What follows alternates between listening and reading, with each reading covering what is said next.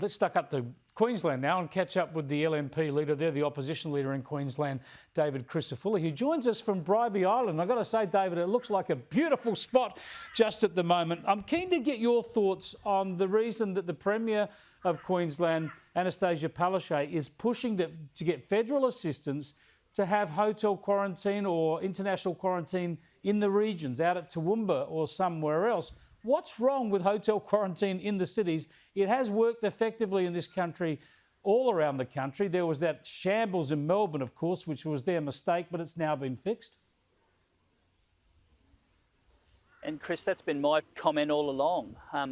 Why would you say that the only way to fix hotel quarantining is to pick it up from one part of Queensland and put it in another? That's not fixing the problem. The problem exists because their systems in place aren't up to standards. They had nurses with incorrectly fitting masks. They had frontline staff who hadn't been vaccinated ahead of people working in the back rooms. And they think that the only way to solve that problem is to say, well, one Queenslander is worth a little less than another Queenslander. Well, I won't cop that. And we've said consistently, show us what went wrong, show us how you are going to fix the problem, and then we're happy to have any conversation you like.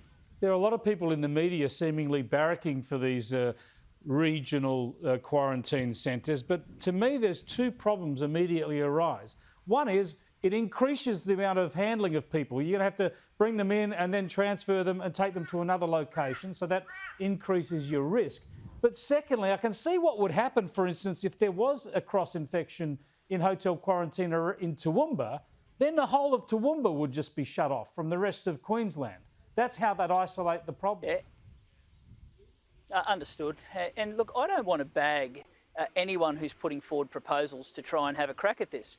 But I will bag governments that are sloppy and lazy and won't fix their processes. I will bag governments that's only solution to everything is to whinge and mope to Canberra. So they're saying to Canberra, you've got to approve this and you've got to do this. They haven't even put forward a proper business case. The whole way they have run it is shambolic.